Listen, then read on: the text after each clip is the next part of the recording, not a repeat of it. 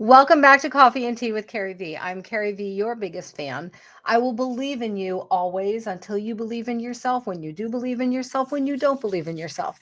This podcast is all things confidence, clarity, communication, leadership.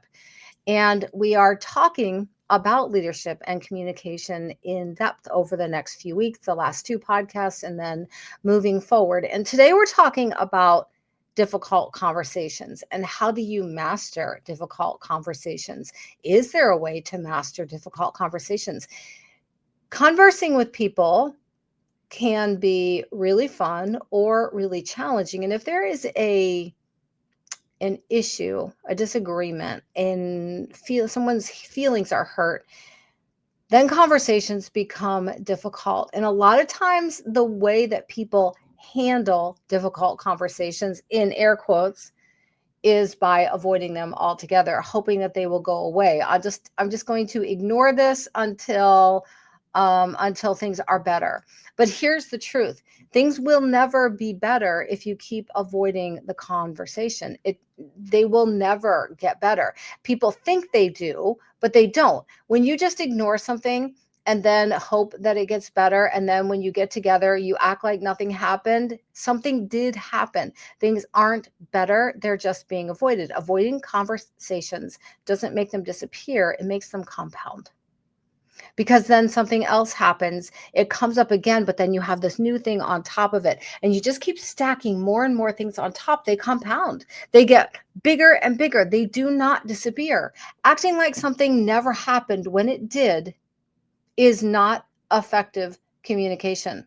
Silence turns into resentment, assumptions, and emotional distance. That's what happens when we ignore these conversations. That silence grows, it starts turning into resentment. Then we assume things and the emotional distance happens, and sometimes it gets so distant and there's such a rift that there is no fix to it. So we cannot continue to avoid conversations. So raise your hand. How many of you avoid difficult conversations?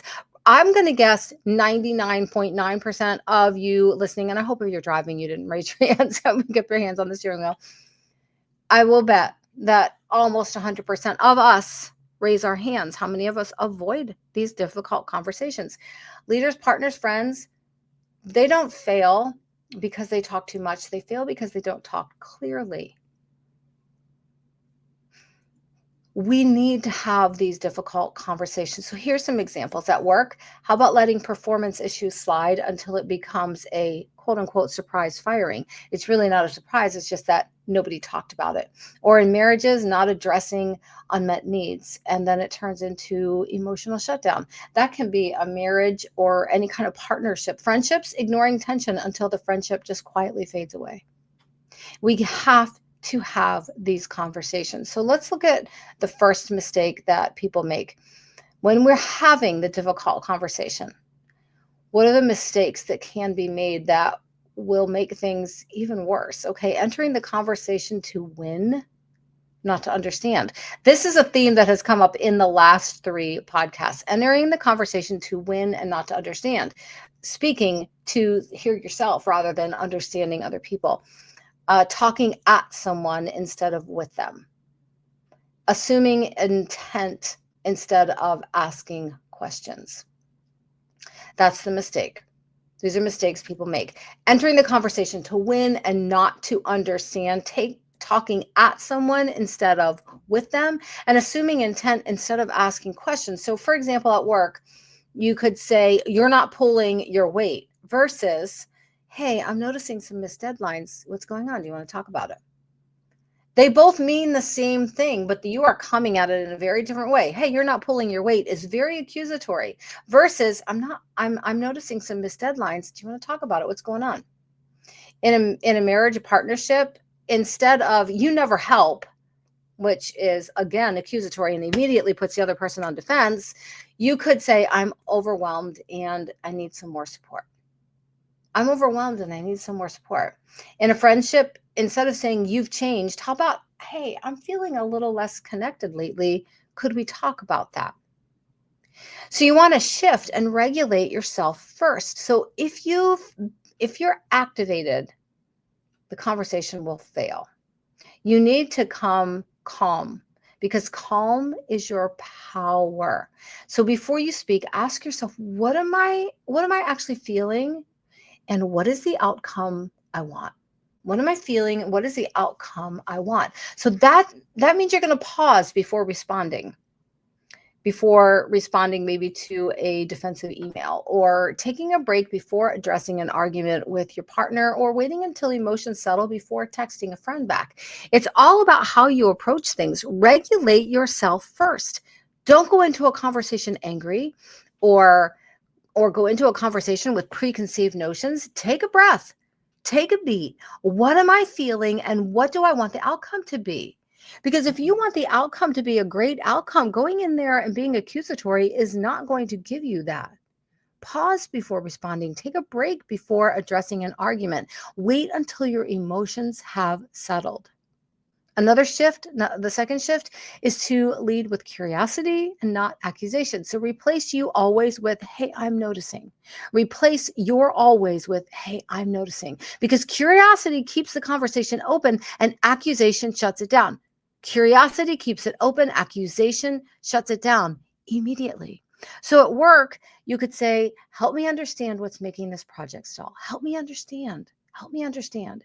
In a partnership, a marriage, you could say, can you walk me through what your days have been like lately? What have your days been like? In a friendship, you could say, did something happen between us that I missed? Not that you missed, that I missed. Did something happen that I missed? You're leading with curiosity. That's the second shift. The first one was to regulate yourself first, take a break, take a beat. And the second one is lead with curiosity and not accusatory. The third shift you can make is to speak from impact and not blame. Focus on how it affects you, not what they're doing wrong. So you could say, hey, when this happens, or it impacts me by, or what I need is. So, for example, at work, you could say, when deadlines move without notice, it really puts pressure on my team. In a marriage or a partnership, you could say, when we don't talk at night, I feel disconnected. Or in a friendship, when plans change last minute, I really feel unimportant. Speak from impact and not blame. Hey, when deadlines move without notice, it puts pressure on the team. That's very different than going in there and being very accusatory. Speak from impact, not blame. Not going in and saying, you move stuff around and it really affected me. Just, hey, when the deadlines move, it puts pressure on my team. So those are three shifts. Shift number four, allow discomfort without trying to fix it. Silence is okay. Emotional reactions are information, not emergencies. Let the moment breathe. Growth conversations feel uncomfortable because they matter. If it feels awkward, you're probably doing it right. Allow discomfort. It doesn't need to be fixed. Let the emotional reactions be there. Let the moment breathe. Let there be silence, because growth comes in that uncomfortableness. We're not looking for agreement, comfort, and perfection. We're looking for clarity, honesty, and progress. Clarity, honesty, and progress. We don't need agreement. We may agree to disagree. We just need to be clear. It may not be comfortable, but we need to be honest. And it's not going to be perfect, but we're going to see progress.